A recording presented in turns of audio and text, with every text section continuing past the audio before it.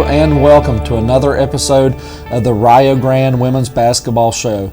I'm joined today, as always, by head coach David Smalley and assistant women's basketball coach Brooke Markham. Welcome, guys. Great to be here on this snowy morning, Coach. What do you think about those apples? Well, I didn't anticipate seeing snow on my car when I walked out, so it took a little bit of time to heat up the car this morning to get the snow to melt a little bit. But we'll adapt to it and go with it. We're here for the show, and we're going to kind of review our last game. We only had one game to review, so we'll kind of get into that while also previewing some stuff and just talking about the season in general. So let's look back at Ohio Valley, kind of update the fans on the game. Well, Ohio Valley, we played just recently. They're a very athletic team. We've known Coach Miller, had a relationship with Coach Miller for the last 4 or 5 years. We've only played them a couple of times. They were an NCAA Division II school, and then they transitioned to the NAI, and they're in our league. They're just a new team in our league this year. They were 0-4 going into our game. We're playing at their place. It's a tough place to play. The environment, it's a nice facility, but it's very small, very loud. You get 50 to 100 people in there, and it sounds like there's 50,000 in there. And I thought we did okay. We came out. It's a tough place to play, tough place to shoot. Rims are pretty tight. We didn't have a very great first half. I think we're up 15 at halftime, 39-24. Seem to be rolling, and our MO is usually third and fourth quarter. We just kind of snowball people in those because of our depth of our bench and our athleticism, and things just kind of fell apart in the third and fourth quarter. They outscored us 22-15 in that third quarter. Then we found ourselves in the fourth quarter actually behind a couple of points. But the resiliency of our program and the coaching staff and the players, we hung on for a 10-point win. Wasn't a great win, but it was a W, and it was our 13th in a row. And at this point in time, you take what you get, and we move on with it and prepare for the next one. Yeah, I think that third quarter was pivotal in, that's probably the first third quarter we got slapped around like that. Mm-hmm. And, for them to take the lead in the fourth quarter and then for us to come back, I think that kind of adds to our resume of toughness that's building us up for the long season ahead with us being 13 games in. Maybe one we didn't expect would, but as any game, you kind of got to adapt to however the game plays out. And I think that we definitely responded well with coming back and winning in the fourth quarter, and what I would say was a hostile environment. Like you said, most time it's going to be hard if you have 50 fans in there to seem like there's 1,000, but I really felt like that at one point that I was like, okay, this is a true away game. But that wasn't one of the bigger crowds, but just because of the way the facility's built, it really did seem like there was a lot more than were there. So with your over 600 wins, have you ever given one back because it's an ugly win? Never, okay. And never will we ever give one back because it was an ugly win. Okay, so Coach Markham, can you kind of elaborate a little bit on that as well? Or yeah, absolutely. Going in, I never thought we'd be finding ourselves in a situation in the fourth quarter being down a couple times. But, I thought the girls, they stayed true to the game plan, which get everything to the glass because, things wasn't falling. Years past, if we was a three-point shooting team like we have been, we'd probably been shooting threes, and we probably would have lost that ball game. But this team, they adjust to it. They stuck to the game plan, and they just kept getting it to glass. And finally, they just started falling towards the end, which is what we needed to do. I think you're right. I think it was a perfect storm for them going down the stretch. It was almost like it was a made-for-movie theme and TV show, because when they started getting extremely gratuitous and lucky at making some shots. I mean, they were throwing some shots that went in that even they were kind of amazed. Then the officiating kind of aided that a little bit. There were some no calls, and then there were some calls that went against us. It's like you're scratching your head a little bit. Yep. But again, like Coach Markham said, I think the resiliency, and again, we had a little bit of that controversy at Indiana Tech. And at Ohio Valley, we never hung our heads. The girls never just like, oh my gosh, this is it. Yep. Feel sorry for us, and the wheels of the wagon never fell off. They were wobbling a little bit, but they didn't fall off. And I think we needed a little juice like that. We needed a little shock. We needed a little test. I agree with you. Because going forward, we got some challenges in front of us, but we got that out of the road. We're excited about that, and like I said, that's number 13. So yep. The only way to get that ugly taste of that ugly win out of your mouth is to go get a great win on the next outing. Yeah, against IU East, which would be great. It'll be a great game. Yeah. So talking about that, looking forward, we're 13-0, ranked. Is it 18, 19? 19. So looking forward, we got a matchup with IU East this Saturday. They're 9-2, I believe. Solid team, in my opinion. They should be a top 25 team. If you don't think they're a top 25 team, play them. That's what I say about us. That's what I say about teams that I respect. Is just they're tough team. They're going to play as hard as any team that we've played. I compare them to Indiana Tech, maybe deeper in spots than Indiana Tech, but nonetheless, it's going to be a really tough team. And guess what? It's on the road. So can you talk about that, Coach Miller? Well, again, we're going to have to put our big boy and big girl pants on and lace them up really tight because we are on the road against a very, very good opponent. Coach Selhorst up at IU East has had a rich history of tremendous teams in the past, and this is one of the better teams that she's had. I believe this is one of the better teams we've had, and it's the clash of the Titans, and they do a great job. They're very athletic. They like to get it to the glass. Just about every one of their players can drive it. They got some people that can shoot the three. They're very well coached, well organized. They will throw some things at us that I'm sure we're not going to be prepared for, and that's a two-way street. So it's going to be a great game. We got to withstand the flurries early, especially being on the road. That gym is a relatively new facility, but it's kind of a small cracker box as well, and they will have it rocking, no doubt about it. I was reading through some of their literature on their website, and they're talking about they're undefeated at home, and they have 4 players averaging double figures, as we talked about on our scouting report. And that's why we play this great game. You got to respect every opponent, whether it's an Ohio Valley or whether it's an Indiana Tech or an IU East. And this is our final. We're in finals week this week with our players in the academic world. Our final is this Saturday in the basketball world. So I'm excited about this. This is what it's all about. This is what you work hard for. This is what you do all the things that you do. We've built this up to this point, and now we just got to reach this milestone and get through this little hurdle in front of us, which is a very good team in IU East, and Rio Grande's a very good team. Yeah, I mean, this is the winner of this game is in the driver's seat for the conference right now, along with Midway. Midway's obviously on the other side, so this is kind of a battle for the East. With whoever can pull out the victory here between us and Indiana East. And again, we'll meet them later on in the season, and who knows, we may meet for a third time in a conference tournament as well. But there's other suitable foes that can have something to say about that. Long season still left. We have 13 games, and as Coach said, this is finals week, so that's why we don't have any players. We were trying to be nice coaches and gave them the day off so they could rest up, go take their finals, and not have to worry about coming on our show. So they'll be back at the next show that we'll have after New Year's whenever we bring them back. So 2 more games we're going to kind of get into before we talk about a couple other things and wrap things up. But we also will play Wilberforce at home over break next week. Can you kind of give us a preview of Wilberforce? Wilberforce, another unknown team, very athletic. They seem to always put their best foot forward when they play us. We do have them in our facility, which is always a good thing.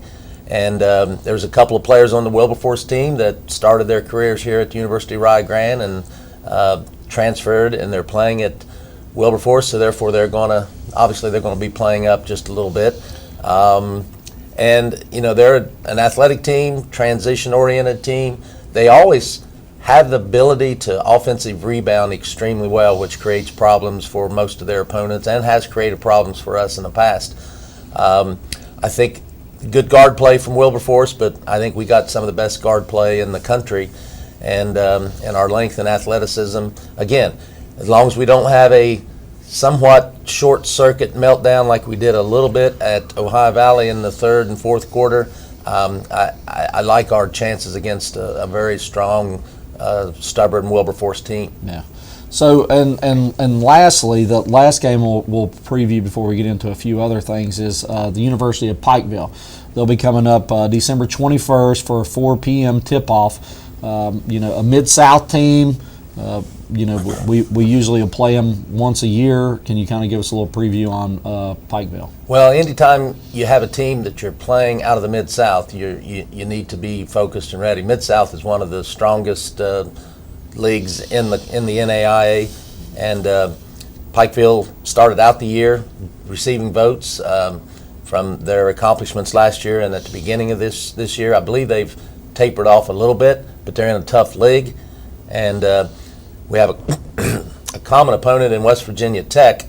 Pikeville just beat West Virginia Tech. I'm thinking 12 or something just the other night. So Pikeville's going to be a good team. Athleticism, length. They don't have the quick guard formats that we're used to seeing. I think our guards are probably going to have some advantages, but they got some good players on the inside for Pikeville. It'll be a great game. Yeah, so definitely. And if you can remember, let's see, the last time when we played, we're playing at home, but when we played down at Pikeville, and we banked that 3 in with like 3.8 seconds to go. We tied the game, erased the 20-point deficit, and we fouled them not knowing the score was tied. Right. So we definitely want to rewrite history with them. So with all of that tied together, kind of, we're 13-0. Things, are going great. Great chemistry with the team. Coach Markham, can you kind of just give us a couple fun points that you've enjoyed along the season this year? Well, the one that really sticks out to me would be after we won against Indiana Tech, and normally before we go in the locker room to go address the players about what just happened, the coaches will talk, look at stats, and address the key points, and then we'd go in and talk to the players. Well, Coach Bias, I don't know what in the world he was doing, but he goes, "Coach Molly, I need your phone. I got to call my mom." And I'm like, what in the world is he doing? So he's like, he takes the phone, and next thing I know, Coach Molly goes in, and all the girls, they have the waters, and they made him walk through the aisle down the locker room and just spray him with cold water, and it was the most funniest thing ever. The girls, I think they enjoyed it more than what Coach Molly did. We got videos of it, so if you see us, let us know. We show you some videos. It was pretty funny. Yeah. Well, it was funny, and it was ice water. It was in their water bottles that they had, and it had ice in it. And then think of the backwash. Think of the 14 sets of backwash that came flying into my face, and it was so cold. I did have the presence of mind to not decide that I'm not going to do this. I took my glasses off. I took my pullover top off because I wanted to have something dry to put on. But that's all in the fun of it. The girls they loved that, and to be honest, when Boy Wonder here asked me for my phone, I just gave it to him without even thinking. I wasn't even thinking along the lines that you were. And then when I walked in, I saw them all standing up on the bleachers or on the seats, and I thought, okay, just embrace it and enjoy it. And that was an exciting time. I'm glad you all got a big kick out of that at my expense. But it was a team expense. It was one of those celebrations that was a huge win for us. That was the first top 10 team that we had beaten in the 30 years that I've been here. So that was huge, and let's hope we have a few more of those situations. I hope so. Well, a good assistant wouldn't want his head coach to have his phone ruined by water. I and you guess just got that phone. I appreciate that. So, he finally upgraded his phone, so I didn't want him to have a setback and go back to his flip phone. So we made sure that we took care of him with that.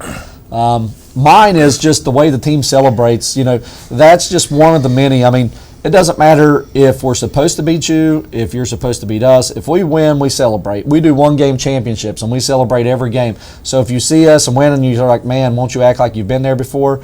We don't take that approach. We act like that's the one-game championship, and we're going to celebrate every single win because every single win matters to us. And I think that's kind of the theme. The whole team is, took it upon themselves, but it kind of starts with you, Coach, because that's what's one thing you say is we play one-game championships.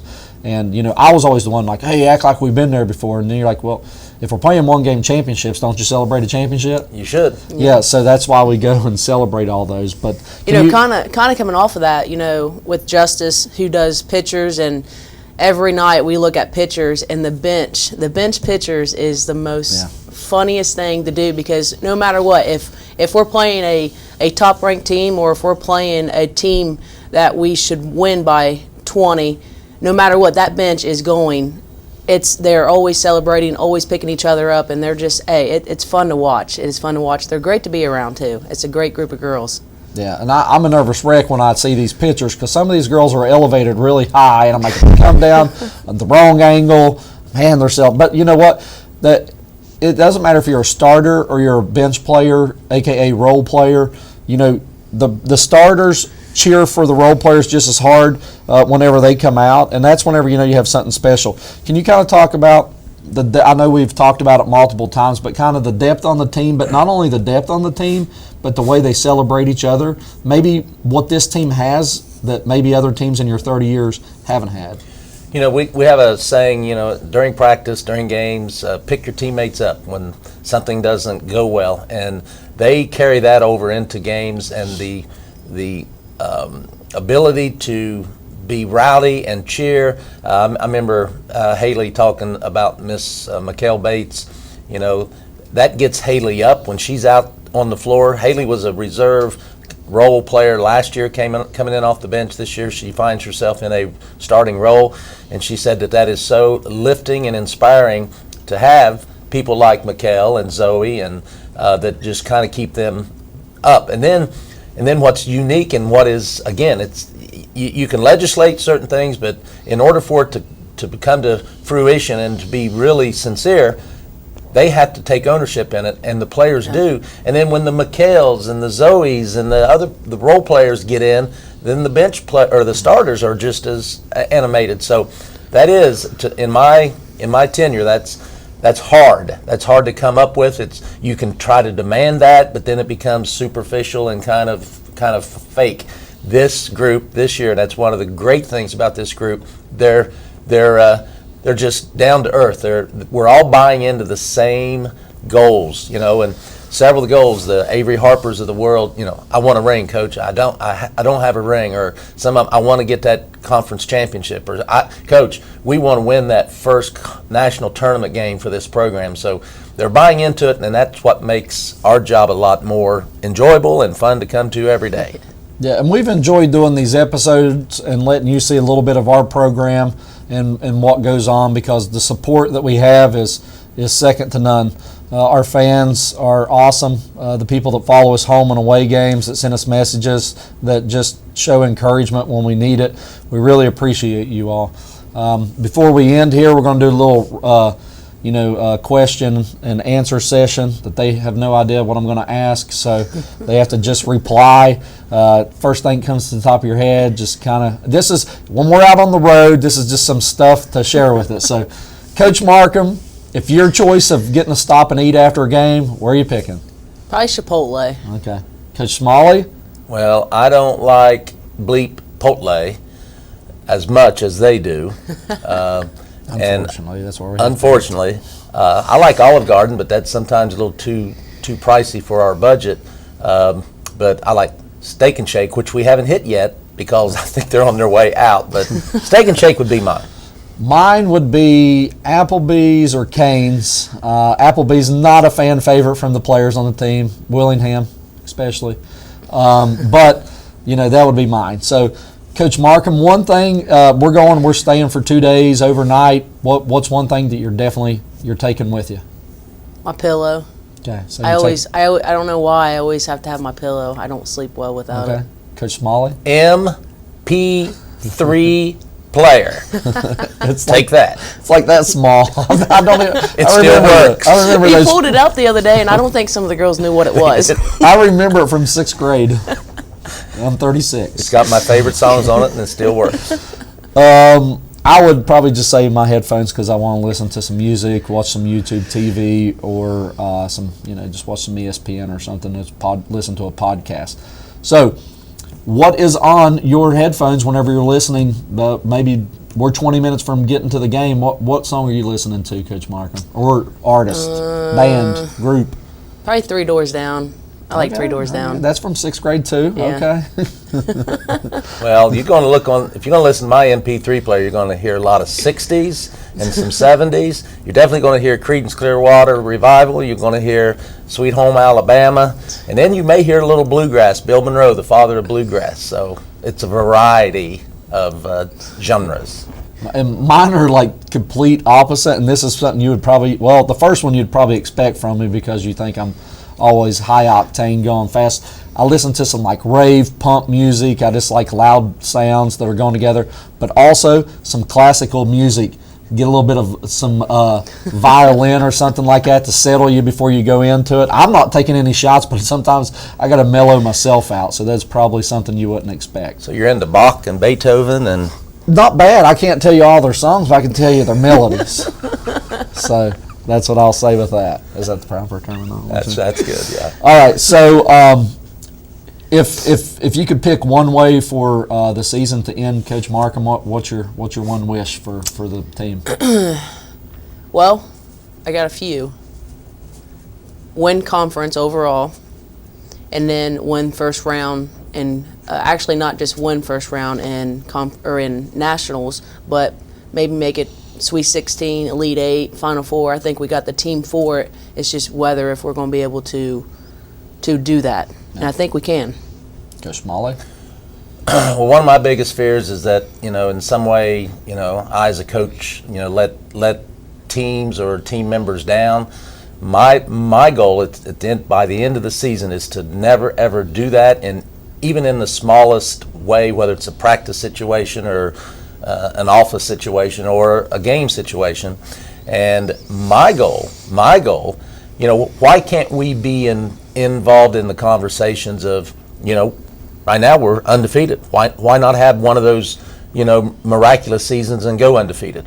Why not win a national championship? I mean, with these two here, we've built a great system right now, and it's going to continue down the road even after we lose China and Avery, and they're moving on to continue their degrees. Why can't we do that? So my goal is to not let anybody down and make sure we're going to the fullest extent of our abilities at this particular point in time, and let's win it all. Yeah. And kind of, the same lines of those, my goal is for us to live to our potential. I think that we were firing on all cylinders very early, so making sure that we bring the energy and effort as coaches every day to not let them fall short and satisfied. Getting ranked and stuff, the hashtag that we'll use is we want more, not satisfied. So, not to be complacent where we are, but always wanting to improve. That leads to a conference championship during the regular season.